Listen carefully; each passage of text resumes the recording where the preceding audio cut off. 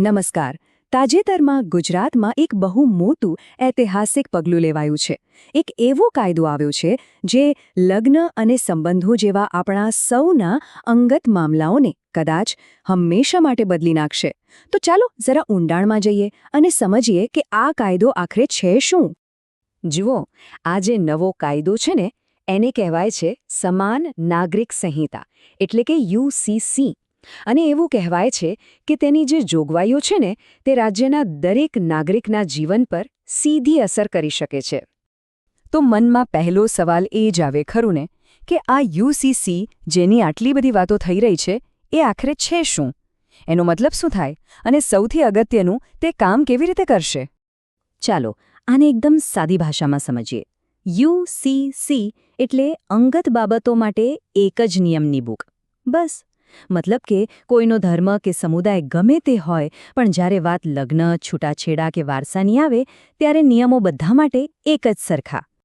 અને હા, આ સાથે જ ગુજરાત બની ગયું છે ભારતનું બીજું રાજ્ય ઉત્તરાખંડ પછી, જ્યાં યુસીસી લાગુ થયો છે. આ કોઈ નાની સૂની વાત નથી, આ ખરેખર એક બહુ મોટું અને મહત્વનું પગલું છે. તો હવે સવાલ એ છે કે આ કાયદાની સૌથી મોટી અસર ક્યાં જોવા મળશે? સૌથી પહેલાં વાત કરીએ લગ્ન અને છૂટાછેડાની, કારણ કે અહીં કેટલાક મોટા ફેરફારો થયા છે. સૌથી પહેલો અને મોટો બદલાવ, હવેથી દરેક લગ્નની નોંધણી કરાવી ફરજિયાત છે, કમ્પલસરી. અને આની પાછળનો હેતુ પણ સ્પષ્ટ છે. એક તો બાળલગ્ન જેવી કુપ્રથાઓને રોકવી અને બીજું ખાસ કરીને મહિલાઓના કાનૂની હકોનું રક્ષણ કરવું. અને સાંભળો, આ નિયમને જરા પણ હળવાશથી લેવાની ભૂલ ન કરતા. જો કોઈ કપલ રજિસ્ટ્રેશન કરાવવાનું ચૂકી ગયું તો સીધો 10,000 રૂપિયા સુધીનો દંડ થઈ શકે છે. આ રકમ નાની નથી. આ કાયદો બીજા પણ કેટલાક મોટા સામાજિક ફેરફારો લાવે છે, જેમ કે બહુપત્નીત્વ, એટલે કે એકથી વધુ પત્ની રાખવાની પ્રથા પર હવે સંપૂર્ણ પ્રતિબંધ છે. અને એટલું જ નહીં, હવે તે ફોજદારી ગુનો ગણાશે. એ જ રીતે છૂટાછેડા પણ હવે મનફાવે તેમ નહીં ચાલે, માત્ર અને માત્ર કોર્ટની કાનૂની પ્રક્રિયા જ માન્ય રહેશે. હવે વાત કરીએ એક એવા મુદ્દાની જે આ કાયદાને કદાચ સૌથી અલગ અને ચર્ચાસ્પદ બનાવે છે, અને એ છે લિવ ઇન રિલેશનશિપનું રેગ્યુલેશન. આ વાત ખરેખર બહુ મોટી છે, કારણ કે ભારતના ઇતિહાસમાં આવું પહેલીવાર થઈ રહ્યું છે કે લિવ ઇન સંબંધો માટે એક સ્પષ્ટ કાનૂની માળખું બનાવવામાં આવ્યું હોય. આ એકદમ નવું છે. તો હવે લિવ ઇનમાં રહેતા પાર્ટનર્સ માટે નવા નિયમો શું છે? ખૂબ સીધા છે. તેમણે પોતાના સંબંધની નોંધણી કરાવવાની રહેશે. આનો ફાયદો શું?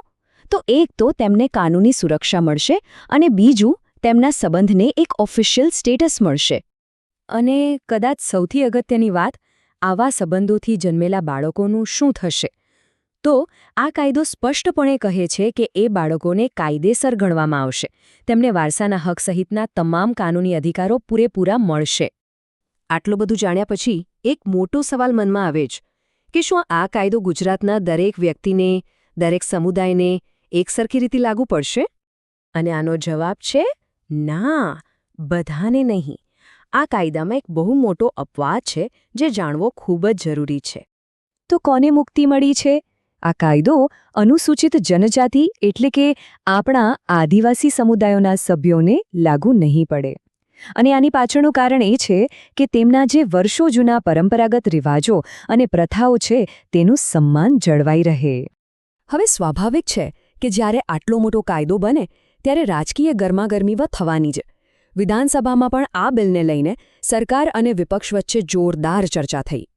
એક તરફ સરકારનો પક્ષ હતો કે આ બિલનો મુખ્ય હેતુ તો મહિલાઓ અને બાળકોને સમાન ન્યાય અપાવવાનો છે, તો બીજી તરફ વિપક્ષનો આરોપ હતો કે આ બિલ ચૂંટણીને ધ્યાનમાં રાખીને રાજકીય ફાયદા માટે ઉતાવળમાં પાસ કરી દેવાયું અને તેના પર પૂરતી ચર્ચા કરવાનો સમય પણ ધારાસભ્યોને ન મળ્યો. અહીં એક રસપ્રદ વાત એ પણ છે કે આ આખું બિલ જસ્ટિસ રંજના દેસાઈ કમિટીના રિપોર્ટ પર આધારિત હતું. અને જો જેવો રિપોર્ટ સબમિટ થયો એના ગણતરીના દિવસોમાં જ આ બિલ વિધાનસભામાંથી પસાર પણ થઈ ગયું, એટલે પ્રક્રિયા ખૂબ જ ઝડપી રહી. તો આ તો થઈ ગુજરાતની વાત, પણ હવે આનાથી એક મોટો સવાલ ઊભો થાય છે આખા દેશ માટે. આ પગલાંની રાષ્ટ્રીય સ્તરે શું અસર થશે? અને એટલે જ અંતમાં આપણે આ એક મોટા સવાલ સાથે આ ચર્ચા પૂરી કરીએ. ઉત્તરાખંડ અને હવે ગુજરાત 2 રાજ્યોમાં યુસીસી આવી ગયું છે, તો શું આ સમગ્ર ભારતમાં અંગત કાયદાઓના ભવિષ્યને બદલી નાખશે? શું આ એક નવા યુગની શરૂઆત છે? આ સવાલનો જવાબ તો સમય જ આપશે.